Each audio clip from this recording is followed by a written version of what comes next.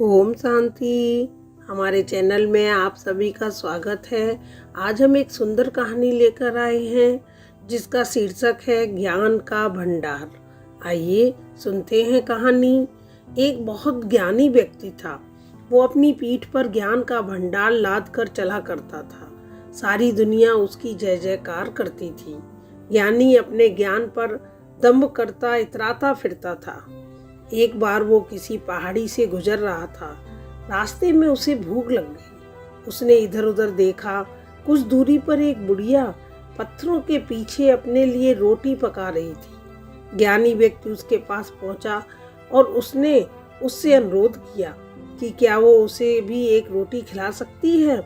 बुढ़िया ने कहा, जरूर। आदमी ने कहा कि लेकिन उसके पास देने को कुछ नहीं है। हाँ, ज्ञान है और वो चाहे तो उसे थोड़ा ज्ञान वो दे सकता है। बुढ़िया ने कहा कि ठीक है, पहले तुम रोटी खा लो, फिर मुझे एक सवाल का जवाब दे दो। आदमी ने रोटी खाने के बाद बुढ़िया से कहा कि पूछो अपना सवाल। बुढ़िया ने पूछा, तुमने अभी अभी जो रोटी खाई है उसे तुमने अतीत के मन से खाई है, वर्तमान के मन से खाई है या फिर भविष्य के मन से खाई है? आदमी अटक गया और उसने अपनी पीठ से ज्ञान की बोरी उतारी और उसमें बुढ़िया के सवाल का जवाब तलाशने लगा।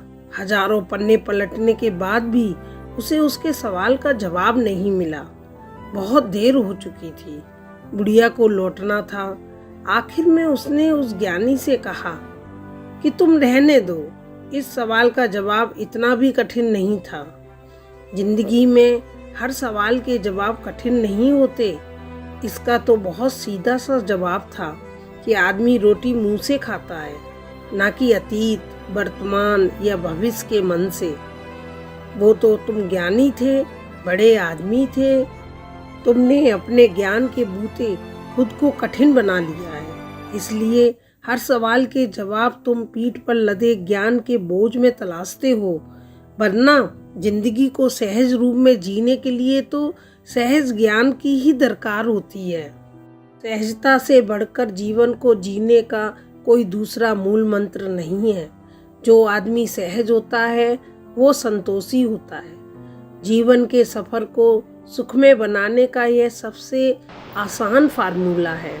जो चीज़ जैसी है उसे उसी तरह स्वीकार करने की कोशिश करनी चाहिए। लोग भले कहें कि जो हम पाएंगे वही देंगे, लेकिन आप इसकी जगह यह सोचना कि जो आप दोगे वही पाओगे। जीवन में हर सवाल का जवाब ज्ञान की पीठ पर सवार नहीं होता है। ओम शांति।